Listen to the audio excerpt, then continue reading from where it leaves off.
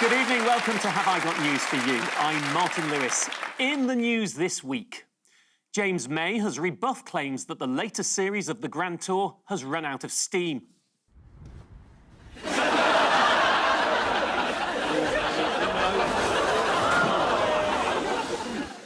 Ahead of next week's local elections, the Reform Party campaign bus pulls into Blackpool.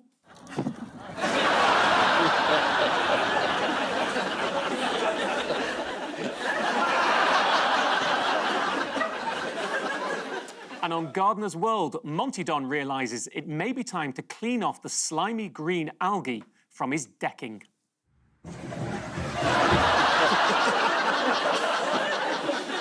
On Ian's team tonight is a comedian whose latest show is about his love of the US rock band 9 Inch Nails, which has attracted a lot of their fans to his gigs. Sadly, though, half of them are hammered.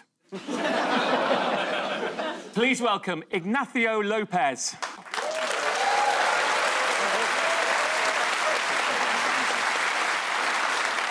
On Paul's team tonight is a presenter who hosts a podcast with Robert Peston called The Rest is Money.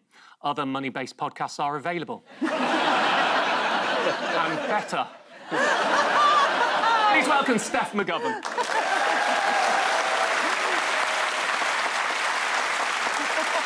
Well, I say that's where you both are for now, but of course, if you ditch and switch later, you could save £6 a month. We begin with the bigger news stories of the week. Ian and Ignacio, have a look at this. That's the last package holiday I went on. That's the bill. Just gone through. That's Fishy Rishi on a boat there. It's great. Yeah. And, oh, that's him looking at the camera. Thinking, oh no, it's the public. I might have to meet them. Yes, this is Rishi Sunak's master plan to win the next election by appealing to traditional Tory voters, and it's falling into place perfectly. So let's just go through it. What is step one of Rishi's master plan here? Lose election. This is the safety of Rwanda bill. It's passed, tick. No, they finally got it through. So this policy that nobody seems to want and won't happen anyway is officially now going to happen. They tried to do this before. I think they had 12 people on the flight heading over there. And I think it's a terrible policy, but that would have been great leg room. Yeah. He's being very careful with his words. He said the flights will definitely take off, but he's not indicated whether there'll be anybody on them. Yeah. They originally said it'll be spring, and we seem to have moved spring to July now. The money, I thought, was the best thing in this. It's £600 million total, which is £2 million per person on the flight. I mean, that's more than Ryanair, isn't it? Ryanair are trying to get in on the act on this as well, aren't they? Because Michael O'Leary's come out and said that he'd be happy to quote for their flights. Surely these people have suffered enough. Yeah, there's that. Because, you know, they'll get the bill and then it'll be like, oh, it's going to be an extra if you want to breathe on the flight. Before you know, it'll be even bigger than that. When he was Chancellor, he said this is a terrible idea. So he's now putting through a bill that he didn't want anyway, was set up by Boris Johnson. Remember him? So much of what he did went so well. And he thinks this is going to save him from defeat in the election. When they picked this place, though, couldn't they have picked any country that when you type it into Google doesn't autocorrect to genocide immediately after it? And embarrassingly, we have accepted asylum seekers in Britain from Rwanda on the grounds that it's not safe there for them. Yeah. So presumably if we fly them over on the plane, then they can then apply for asylum in Britain and then come back again. Perhaps the plane should be on like a bungee rope so it just flies straight in and straight back. That'd be the way to do it. I understand these things are complicated, which is why the BBC invested a substantial portion of licence fee money in a new explanatory analysis tool, which was presented by Chris Mason. But hang on, there are some parliamentary shenanigans first. When a planned new law is very nearly there here at Westminster, but there is a disagreement between the House of Commons and the House of Lords, we enter something known here as ping pong, when the idea pings and pongs between the Commons and the Lords, potentially over and over again, until they agree. It's difficult to understand the logic of pointing at a very small-scale building of the building that you're sitting in front of. So how is Rishi Sunak preparing to deal with the expected legal challenges to this? He said, I've got judges waiting, I've got 25 courts. I mean, given that the rest of the judicial system has more or less come to a standstill, you can't get tried for anything. People are waiting. They've got 3-year waits for really serious crimes. And then for this, suddenly we've got judges, we've got courts, we've got aeroplanes. Are you saying that normally you can't buy a judge for love or money? Yeah. Sunak also said there would be 500... Is he Sunak? Why is he suddenly Rishi Sunak? Has he changed his name to be more sunshine and fun? Rishi also said... Yeah. There would be 500 highly trained individuals to accompany detainees on their trip to Rwanda.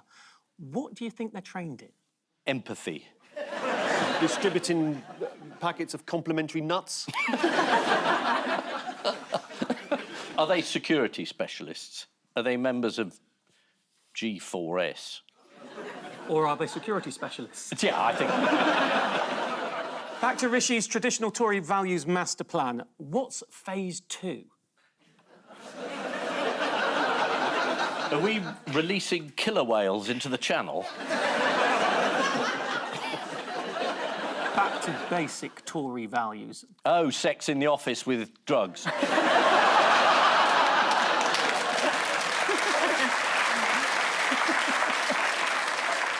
And phase 3?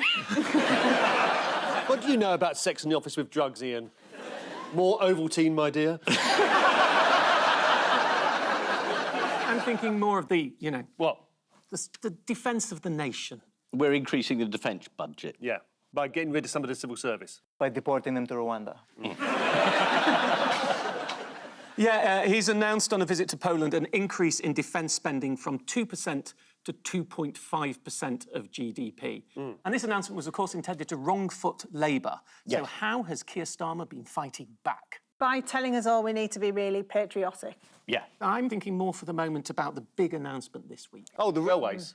No, he said he'd be prepared to press the nuclear button. If it made the railways run on time. With a nuclear explosion, you could get from Paddington to Leeds in 10 minutes. Don't buy a return. Is that what you were thinking of? No, I was more renationalise the railways. That's where we were going roughly right, on that OK. particular one. And what I'd like to know, how do you think that's going to affect normal travellers? It'll make things better, I would guess. I'm genuinely in credit on my, delay repair. Yeah. Like, because every single train is always late. You can't rely on it, can you? Labour want to bring an automatic delay repair, though, don't they? Where you don't have to do anything and then you get it. Sounds Yeah. good. They do want to bring that in, although how that would work with cash-based purchases, I don't know. But when was the last time anyone used cash? Lots of older people still use cash. Yeah, Yes. they got to bribe the Tories somehow. They got to give them, they can't just... You mentioned earlier that Keir Starmer also wanted to be patriotic. How did he do that? He wrote to all the Labour candidates for the upcoming election and said that they needed to be dead enthusiastic and wave the flag and all of that kind of thing. St George's Day is not St Patrick's Day, is it? Come on, there's no down in Guinness, wearing a leprechaun hat, getting jiggy in the local Irish centre. There's none of that, is there? Well, you come to our village, Tell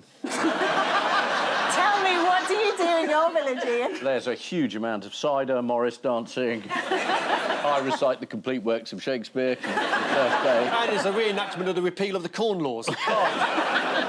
Did you see Leandertal, as I was? No. He did a thing about St George's Day, and he said how he was incredibly proud, and he had St George's cufflinks, and he said, "This is one in the eye for all you lot of avocado-eating Palestinian flag wavers." And I was thinking, St George came from Palestine.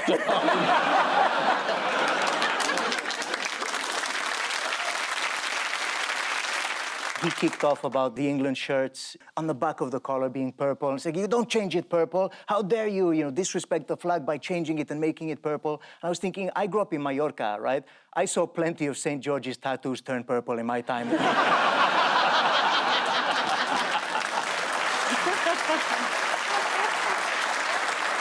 But he isn't the only one. Keir Starmer tried to reclaim the flag of St George on St George's Day, claiming that Labour is the party of patriots while wearing trainers. There you go. Now, I'm sure you've spotted Ian, they're gazelles rather than sambas. Keir Starmer explained that... They're what? Ian, have you ever worn trainers before? How dare you? Keir Starmer explained that he might be asked to kick a football for a publicity stunt, so he didn't want to wear his normal footwear, which is understandable. Can we close in on that? Can we have a look at his feet?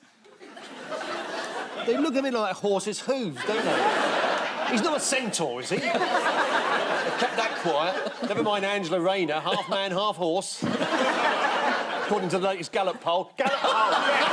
Hey. Brilliant!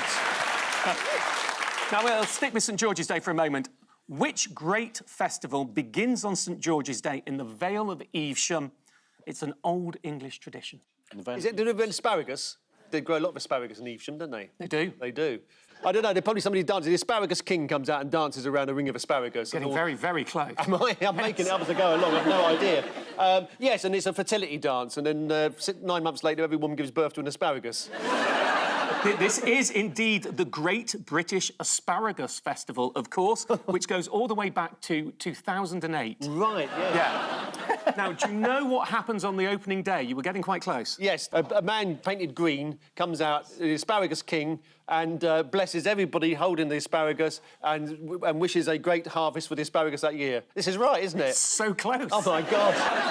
Isn't asparagus the one that makes your wee smell? Yeah, so it doesn't affect everybody, only those who eat asparagus. How do you know? They look for a sparrow called Gus. So, That's asparagus. This is the Great British Asparagus Festival. No, you could time that laugh on a calendar. That would take about 10 seconds to get that. Keep going, Martin, you're doing well. The first... If you like that sort of thing. The first asparagus of the season is carried through a railway carriage by Gus the Asparagus Man. Here he is. Yeah. Amazing! Do you know who the other principal character is in this bucolic... Oh, it's got to be Lady Yeah. Asparagus, isn't it? Gusset. It's... No, Gusset. No, that's wrong, isn't it? it- Can't be Gusset. It's actually Eve, the Asparagus Fairy. Oh, the asparagus fairy. Let's have a look. What does she look like? Oh, hello. The tie's actually got asparagus pockets in it. It's the whisk that bothers me. That's for the sauce. Asparagus sauce? Well, you've got to have something on asparagus. It's quite boring otherwise. I do. Boring? You've clearly never been to Evesham on April 23rd. Last weekend, those Yes. who weren't at the Asparagus Festival, Yeah. what were a lot of politicians up to? I've answered this once. Drugs, sex, office. Along with many other people. Oh, the marathon. Yeah, they were indeed running the London Marathon. There were 12 MPs, including Thangam Debonair, 2 peers, and Matt Hancock. Several of them, including Matt Hancock, recorded messages for Laura Koonsberg's show. Did you see this? Oh, yes, I did, actually. I love the marathon. I love the crowds, the sense of excitement, and I love all the runners running for a good cause. In my case, I'm running for the Accessible Learning Foundation, a brilliant neurodiversity charity, but everybody's got their cause they're running for. And so there's this real spirit. Well, good sports or Matt Hancock. Chris Packham couldn't take it. Now, the Chancellor, Jeremy Hunt, completed the marathon this year in a time of 5 hours and 40 minutes. Last year, he did it in 5 hours and 23 minutes. That's inflation of 5.2%. Staggeringly, he's actually doing better with the economy.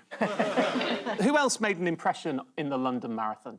There was a man who ran with a fridge on his back, wasn't there? Yeah, indeed, it's Yeah. the fridge man. Fridge-carrying Daniel Fairbrother featured on this programme recently when the police accused him of trying to steal a fridge. Oh. But what did he do in this year's London Marathon that was a little bit different? Steal a fridge. He's just delivering for curries, actually. That's what I... Do you think Boris Johnson's inside of it as well? Rather romantic. Oh, he proposed marriage. Obviously, that must Well, be it. fridge. No, not... He proposed to his girlfriend at the finish line. He Yes. carried the engagement ring with him all the way around the course. Yeah. It's And then- lighter than a fridge.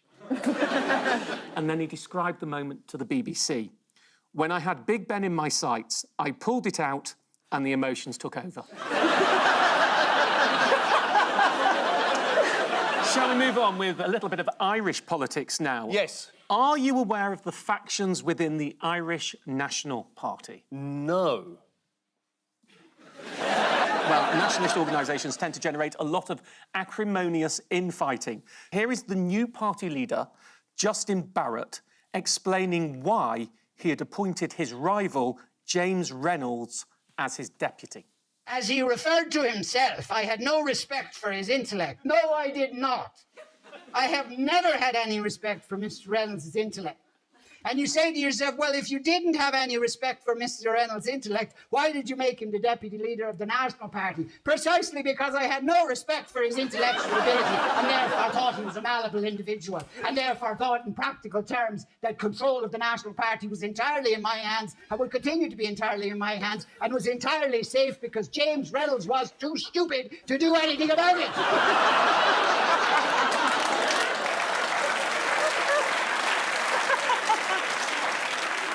Refreshing burst of honesty there. Yeah. He looks like he should be a commentator on like, Yeah. a horse racing or something, doesn't he, with that, that animation? This is the news that, in a surprising historical reversal, Britain is about to start rounding people up against their will and shipping them to Africa. The Rwandan scheme is proving quite expensive. It's currently projected to have a base cost of £370 million over the 5-year contract. But on top of that, there's an additional charge of £150,874 per migrant deported.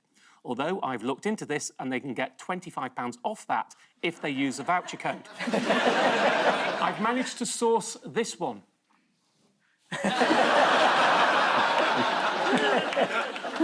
At the start of the week, Rishi Sunak insisted... Who is he? Who is Rishi Sunak? I think he's a cross between a sunbed and an anorak. No ifs, no buts. These flights are going to Rwanda. Quite a claim. May I suggest, Prime Minister, you ensure they're ATOL protected, that you pay for it on a credit card so you have Section 75 protection, and, of course, you pay it off in full. In full! Oh, a bit weak. What? Why are they doing that? I think he's trying to turn it into a catchphrase. About last 15 years, it works, just on a different channel. Which one's that? He can't remember. Paul and Steph, take a look at this. Ah, yes, this is a lovely story. Little boy and the seagulls. Oh, that was me on a hen do. Yeah. There's the natural enemy, the OAP and the seagull. Yes, there's a boy who's won a competition for impersonating seagulls, and he does a very, very good impersonation of a seagull. Indeed, quite correct. That's right, yeah, I wouldn't bother saying What, is it just the sound? Yeah. No, he doesn't fly around the room. What do you mean? What do you mean, is it just a sound? You said it was impressive! Well, he dresses up. Yeah, he as the flies out the seagull. window and nicks people's chips on a height of 10,000 feet. He dresses up as the seagull as well, though. Yeah. Oh, does he? Yeah, he does, yeah. It's not just any old competition. No, He won exactly. the European finals. Yeah. I'm impressed. Yeah. What have you ever won, Ian? Come on. Yeah, you're right. The hearts of the nation. Oh, yeah. In a raffle. Cooper Wallace beat 56 other competitors in the 4th annual goal screeching competition in Belgium. Yeah. Let's listen. 3, 2, 1.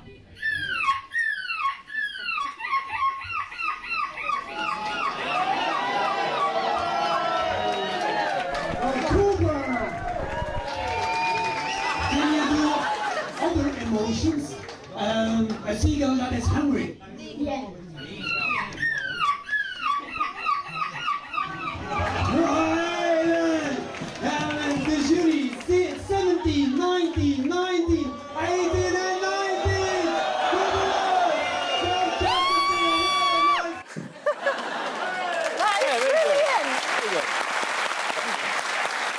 Throughout the competition, Cooper successfully outscreeched everyone else apart from Liz Truss, promoting her book 95 miles away in Brussels. Now, does any of you know, Paul, it's probably you, what encouraged Cooper's interest in making the sound of a seagull?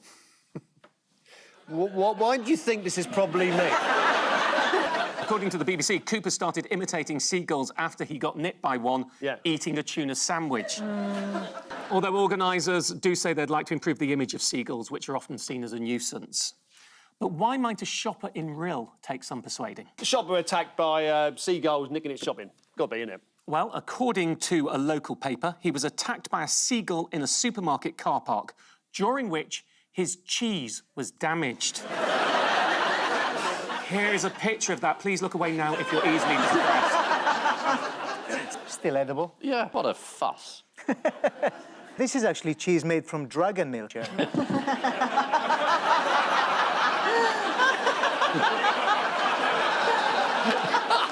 Do you know how he got discovered as well? He got discovered in a soft play centre where he was just playing, and then some man who was there was like, "Oh my God, your son's really good at doing seagull noises." And I was like, "You should enter this competition." I mean, if that doesn't scream freak, I don't know what does. I'm gonna make you a star, kid. Why don't we enjoy Cooper's impression again? This Yeah. time on BBC Breakfast, where presenter John Kay gently encouraged the youngster to perform. Just do it, Cooper. Do any of you do any impressions at all?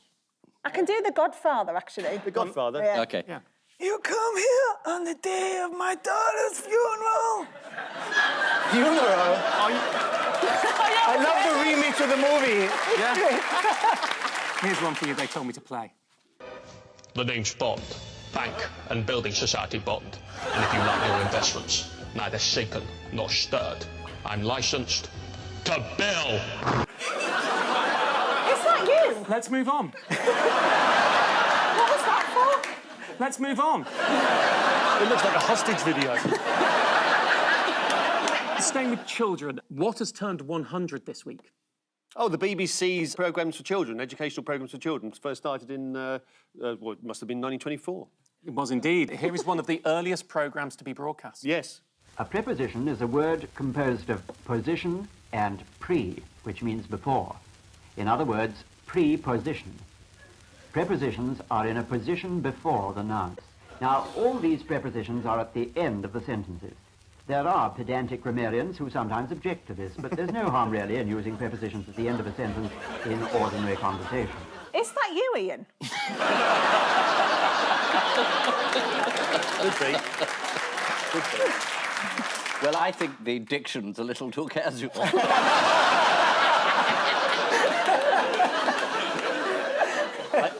Well, I think it's important to state diversity was key back then, because I believe he was from Harrow, not Eton. Oh, I don't think so. No, he was probably from Glasgow. Everybody had that accent. I mean, do you remember Jack Buchanan? Everybody? Yeah, my dad was always doing that when he worked on the tube. The next stop is Totteridge and Whetstone. Change here for the district line. Don't you know? This is the news that 9-year-old Brit Cooper Wallace has won the European Seagull Screeching Championships.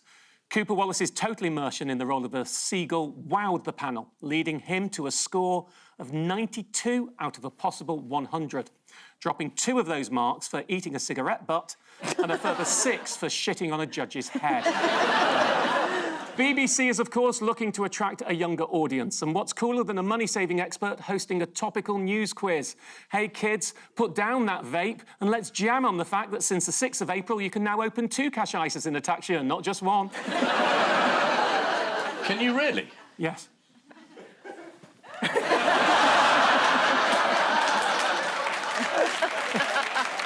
Still to a maximum of £20,000, though, but you can have them in separate places. We'll talk later. Yeah. And do you roll them over? You can't roll over your past year allowance, though, no. Oh, right. And now to round 2, it's time for the randomiser of news. Fingers on the buzzers, teams. That is the horrifying thing I see when I've taken the wrong medication before I go to sleep. Is it Joe Biden? It is indeed. He's managed to pass a bill through to give more funding aid to Ukraine. Yeah, this is the news that a $61 billion US aid package to Ukraine has finally been agreed. Why has it taken so long to be signed off? He lost his checkbook. The Republicans didn't want it, did they? so he had to sort of win them over. 112 Republicans voted against the aid package. Let's go on to talk about Joe Biden's uncle Ambrose. What claim about him made by his nephew is being disputed? He didn't invent the rice pudding. No, this is that Joe Biden said this week his uncle's plane had been shot down during World War II and that he had then been eaten by cannibals on what is now Papua New Guinea. What?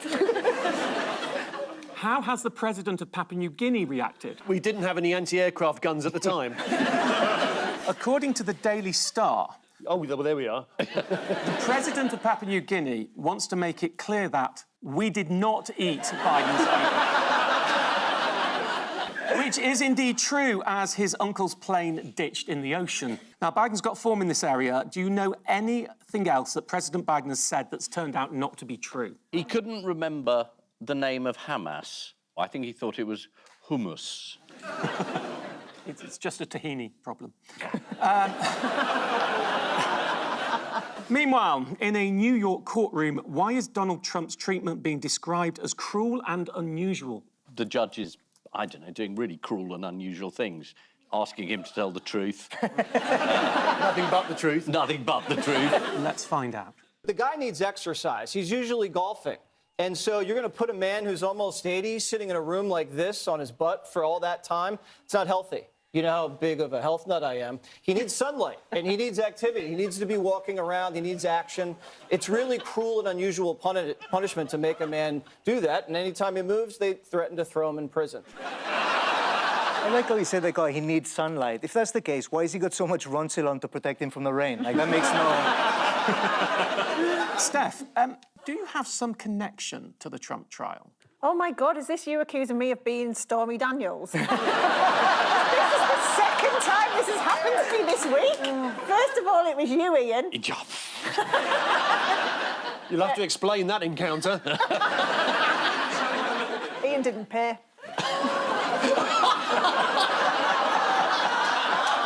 I thought it was mates' rates. Shall we have a look at this? Lovely clip of Private Eye there. But you know what? So many people agree that I look like her, so I should have cashed in on this, shouldn't I? Taken the hush money. Yeah, exactly. Maybe I did. In Donald Trump's trial, the first witness was the editor of the National Enquirer, who ran a story claiming one of Trump's Republican opponents had family connections to the JFK assassination, although later it turned out Grassy Knoll was just the name of another porn star. I know her. Fingers on buzzers, teams. Yeah, this is Kim Jong-un, and he is in the news at the minute because he's got a song out. So he's got this, like, propaganda song. Loads of people singing about how he's he's like the best dad in the world and the best mother in the world. He's the best everything in the world, and it's loads of people singing and dancing. Yeah, the track praises Kim for being the nation's friendly father. Oh, that's nice. I think we should take a look. Yeah, go on then.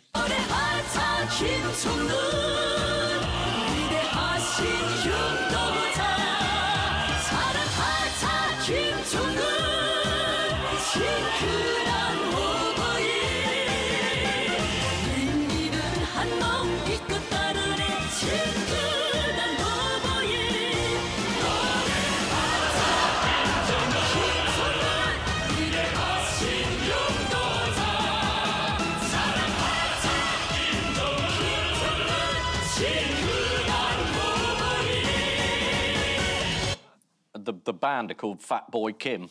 That's right, good. Very good. According to The Times, the song was performed at an extravagant event in Pyongyang, marking the opening of 10,000 new flats. Wow. And if you're struggling to buy in London, at least in Pyongyang, the property prices are likely to be under the lifetime ISA allowance. Staying in North Korea, how did Alan Titchmarsh offend them recently? Oh, this was the story about his jeans. His denim jeans are seen as a symbol of Western decadence in North Korea, and they had some old footage of Alan Titchmarsh speaking actually very good Korean, and they blurred out his jeans, so they were all just sort of like a fuzzy area around his genitals, which apparently is true to life. Please let this be true. Correct in every way, yes. It is! Does this true, yeah. Shall we have a look? 줄기를 쭉 내줍니다. 이 과일나무를 키우는 데서 제일 중요한 것은 가지 자르기입니다. 대체로 가지 자르기는 여름철에 진행합니다. The problem is, you blur it out and it looks like he's got his titch marsh out. OK, fingers on buzzers, teams. Bees can do things underwater that people didn't know they could do. Correct. This is the news that bees can survive underwater. How Yeah. did scientists find this out? They put some bees in the water, came back a week later, and the bees were still alive. Blimey, these bees can live underwater. Uncannily accurate. Researchers at the University of Guelph in Canada were conducting an experiment on bees when a mishap meant they accidentally kept one submerged in water for 7 days.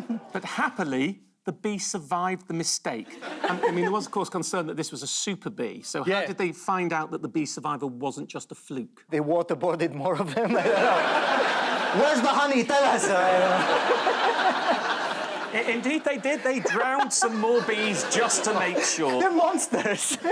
According to The Telegraph, 147 bees were exposed to various levels of water for up to a week. Here's a handy diagram. There you go. Over 80% of the bees exposed to the harshest conditions survived. But how do the bees manage to survive underwater for so long? Scuba gear. Very, very tiny snorkel. Minute scuba gear. Well, the author of the study, a Dr. Rain, described how when... No way. No way. Described how when underground or in low oxygen environments, bees can enter a sort of energy saver mode. Nice. Dr. Rain said that bees don't breathe through lungs, but rather through tiny holes along their body that facilitate sporadic bouts of gas exchange. That's like Liz Truss, isn't it? We could try keeping her underwater for a week, couldn't we? See what happens, yeah. Time now for the odd one out round. Yes. Just one between you this week. Your four are Jamie Oliver, Ronnie O'Sullivan, Office of National Statistics head Sir Ian Diamond, and me. It's got to be about money, isn't it? Ronnie O'Sullivan they're looking to sort of expand the World Snooker competition to increase the prize money. Jamie Oliver, let me see, he has gone bankrupt, isn't he? One of his businesses went under, but he didn't go. He didn't go bankrupt. No, we should make that quite clear that Jamie Oliver did not go bankrupt at all. He did really. No, he didn't. He didn't. Is this not... No, he didn't go bankrupt. Is this not about them making loads of money in unusual circumstances? So, like, Jamie Oliver has just reported making a load of money from the cost of living crisis. How? Oh, right. Because he did a series on it. Right, and then okay. Martin Lewis, I mean, you've made money out of poor people, haven't you, as well? No, but I mean helping them. I didn't mean taking it off them. Yeah. They weren't poor when they met him. So Ian Diamond, is that who it is? So, I mean, they're the ones who count all the money and work all that out. Ingenious, intriguing, but wrong. Completely wrong. Oh. Jamie Oliver's got a new series, hasn't he? Yes. No, was this about everyone's got a new series out, Wonderful except thing. the head of the Office of National Statistics? No, he's got a series that's going on, that's going to run throughout the year. It's called Diamonds Are Forever. Is that the one? The new series is Jamie Oliver on air fryers. Oh, it's air fryers. Well, yes. What's that got to do with the others, though? Oh, go on in, tell us. Go on in, you might as well. They are all promoting air fryers apart from me. I'd just say be sceptical about how cost-efficient they are. Air fryers are good for small things that cook quickly, because if you're going to have to use your air fryer 15 different times for different items, then on energy usage, you're probably better off using an oven. I think the people of Papua New Guinea could have done with that information before they cooked Biden's uncle. Does anyone here own an air fryer? I've got a Ninja, and he cuts up all the food before I put it in the air fryer. So do we know how the head of the Office for National Statistics, Sir Ian Diamond, waded into the air fryer discourse? Oh, because he added them to the things that are in the shopping basket of goods where you work out inflation from. Is that what it is? That's exactly right. Last month, the kitchen appliance was added to the list of products used to measure inflation. What else has been added to the list this year? Vinyls are back in. New items include gluten-free bread and vinyl music. Sales of vinyl reached 5.9 million during 2023, the highest since 1990. That's according to the UK Records Label Association chairman, Joe Twist, and her assistant, Barry Shout. Sorry, man. So a vinyl record's a bit like a wax cylinder.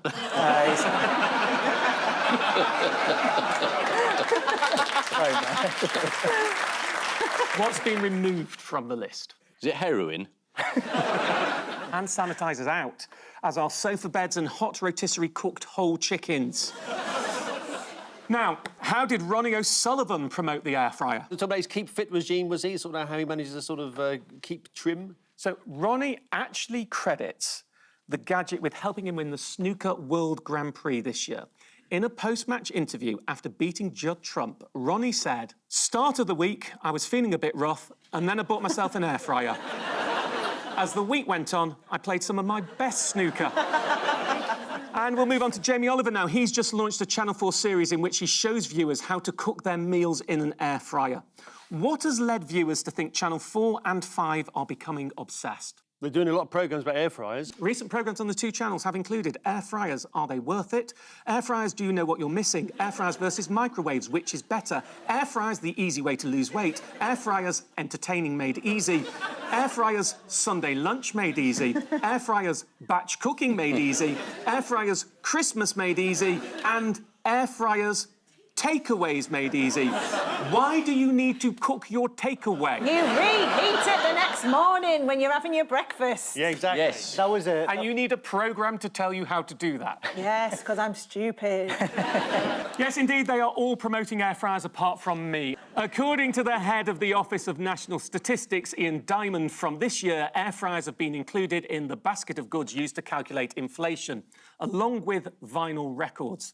Of course, vinyl has been included in consumer statistics since records began. No. Channel 5 recently launched 4 different shows about air fryers in 1 week, and they've already announced a new one that they hope will be the ultimate rating smash. What if Diana had an air fryer?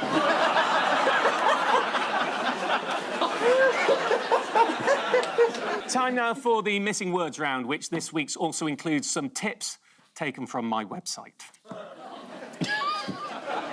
That's very stupid. Normally we take a very boring magazine and... Thank you very much. 15 million monthly users. Yeah. No one likes a show off. 15 million people do.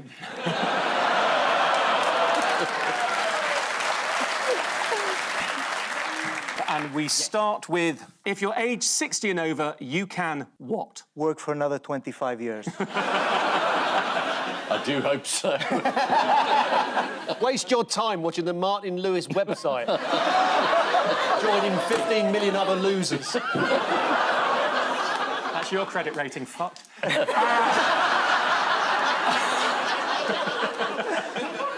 The gloves are off. Here we go. The correct answer is, if you're age 60 or over, you can get 10% off your shopping at Iceland. To claim the discount, which is only on Tuesdays, you have to show a valid proof of old age, such as a senior bus pass, senior rail card, or freedom pass. Failing that, a hardback copy of the latest Richard Osman. 100 million people can't be wrong. That's your literary rating, Gordon.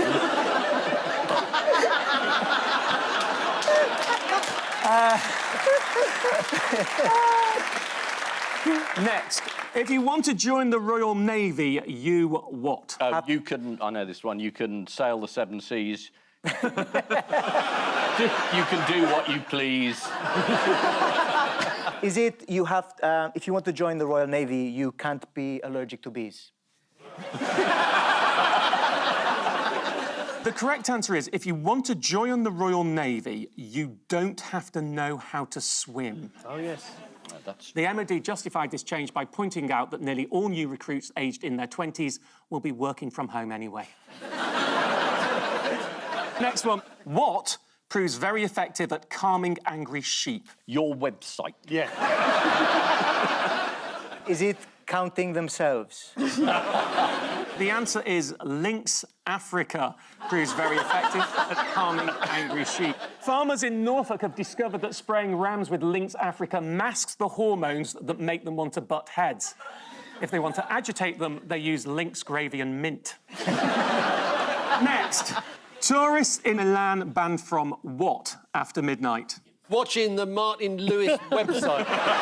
Whistling, singing. Drinking. Eating ice cream. Tourists in Milan banned from eating ice cream. Oh, is it? Well done. it? Plans by Milan Council to curb noise after midnight could mean ice cream sellers have to close earlier.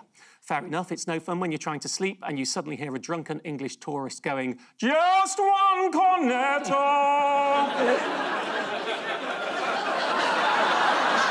Don't know what you're all laughing at. Where the hell did that come from? The diaphragm, darling. The next one. The most surprising items left behind in taxis include what? Sausages. What, and what? Wellington boots and virginity. Is it The Lion, the Witch and the Wardrobe? Yes, gotta be. The most surprising items left behind in taxis include a jar of oysters, a toupee and a live turtle. For some people, that's a night out. This is actually the survey of Uber drivers in America. Some of the items included a frontal hair toupee, a poster of Hillary Clinton, and a paternity test. Now, you would have thought Donald Trump would have used his own car. What's a frontal toupee? Is that like a merkin? No, God, yeah. She ran Germany for a while, Angela Merton. And finally, woman surprised to find what in her shopping bag? Oh, it's got to be one of those things where they open up a bun and it's a picture of Harry Houdini or something, isn't it? Is it frontal toupee? The correct answer is woman surprised to find a lemon that looks like Alfred Hitchcock You're right. in her shopping bag. Let's have a I look. think we need to take a look at the Let's have a lemon. look.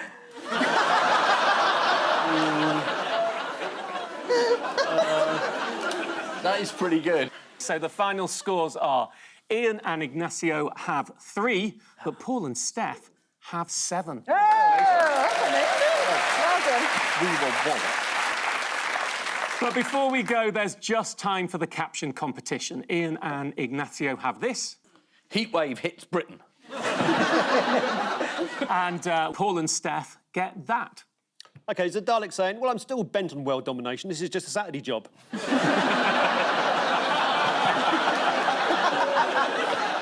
Or order what you like. I'd only carry one plate. On that note, we say thank you to our panellists Ian Hislop and Ignacio Lopez, Paul Merton and Steph McGovern. And I leave you with news that there's an awkward moment for one US Army officer as they're greeted with the words, "Pleased to meet you, Colonel Gaddafi." Following complaints about the standard of food in hospitals, the NHS hires contractors to break the skin on the kitchen's vat of rice pudding. And at a G7 press conference in front of the world's media, one representative really regrets having a second helping of the 3-bean salad.